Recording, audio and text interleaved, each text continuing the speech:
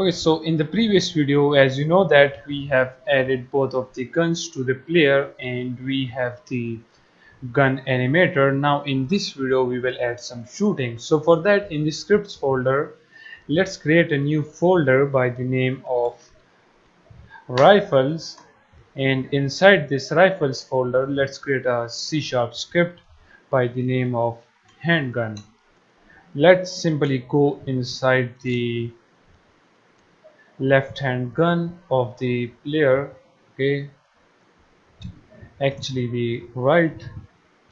So right here, select this gun and then drag and drop this script to this gun, okay, which is on the right hand of the player.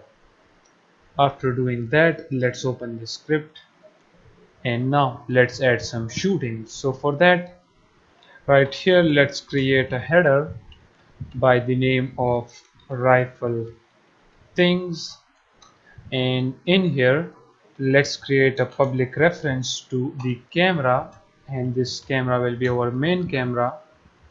Then create another public float by the name of give damage, and this will be the value of how much this handgun will give damage to different objects, okay, for example the police, gangsters and the AI characters. After that, let's create another float by the name of shooting range, and this will be the range to which one bullet, or you can say raycast, of the handgun will reach. Okay, we will basically restrict our shooting because we don't want the handgun to shoot in infinity direction, okay, or distance. If you say we want that distance to be restricted, and we will restrict that by the shooting range. So the shooting range of the handgun will be 100f. After this, let's create a new function by the name of shoot, and now inside this shoot we will add some shooting. So as you know, we will shoot using the raycast system in Unity. Let me explain how this raycast system will work. For example, if this is our camera, okay, and this is the AI character, so how this shooting will work, consider this main camera as our player, okay, because the main camera is following the player. So what we will do is, by using the raycast system, we will cast a ray from our main camera in the forward direction, okay, and if that raycast hit the AI character, gangster or the policeman, then it will give it the damage of 10 units. So it is simple as that. We are just casting a ray from the main camera, and if that ray hits something, okay, for example AI character, as I told you, gangster or the policeman, then we will give damage to that object. And also we add restriction on this raycast of 100 units. So if the AI character or the gangster is out of the range of the handgun, okay, which is 100 units, then the shooting will not work, okay, or you can say that the damage will not be then given. So now we see how this system will work. Now let's do this in coding. So first of all, we need a raycast hit, okay, in which we will store the information about what we hit. So we will store that in this raycast hit variable, which is by the name of hit info, okay. Now after this, we will say that physics dot raycast, and we use this for raycasting array. And now in here we will say that from where we want to raycast array. So it will be from the camera, okay, the main camera. As you know, we have added the reference already, so we will say cam dot transform dot position, okay, and this means that we want to raycast array from the camera position. And now we will tell this raycast in which direction it will go.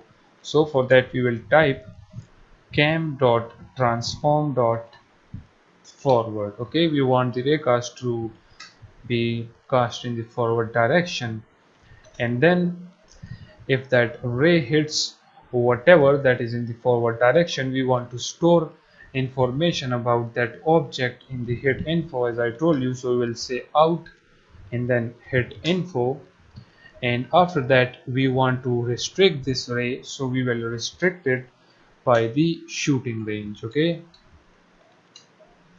after this, for now we don't want to give damage to anything because we don't have anything in our environment. So what we will do, we will simply print the name of whatever we hit in the console. So for that we will say debug.log, and then we will use hit info because in this we store the information about whatever we hit, and we will say hit info.transform.name. So whatever we hit, it will give us that game object name. Okay, you can type position right here if you want to know the position of whatever you hit, but for now I will just simply say name. Okay, so let me tell you again what this will actually do is simply it will raycast array in the forward direction.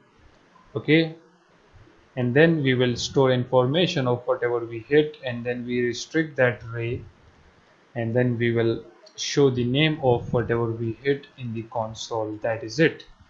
And after this function right here, let's add the update function, and in here just simply call the shoot function. But as you know that we will not shoot every second because this update function is called every second. Okay, we want to shoot whenever the player hits the fire button, or you can say the mouse left button. So we will say that if input dot get button down, and that button is the fire 1 button. Actually, let's add this inside the double quotes, and then add curly brackets, call the function and close curly brackets. That's it. And this fire button is already defined in Unity. If we get back to Unity now, if we click on edit project settings in the input manager, here you can see the fire button which is set to mouse 0, or you can say the left button of the mouse, and also the left control, but we will remove this left control. That's it. Now if we close this and go inside player, if you click on gun, as you can see now it needs the main camera right in there, so just simply drag and drop the main camera. That is it. Now if we check our player, the gun animator is already attached. Let's play the game. Okay, now if we move, for now the walking animation will not be played because as I told you we have the gun animator. But now if we try to shoot, okay, or press the mouse left button, as you can see we are shooting ourselves. As you can see it shows player, okay, because the main camera is pointing the player, as you can see right here. Whenever we shoot, as you can see now we are shooting the road, now we are shooting ourselves again. As you can see now we are shooting the road circle, as you can see. So now this means that shooting works perfectly fine, and now in the next video we will continue our work on shooting.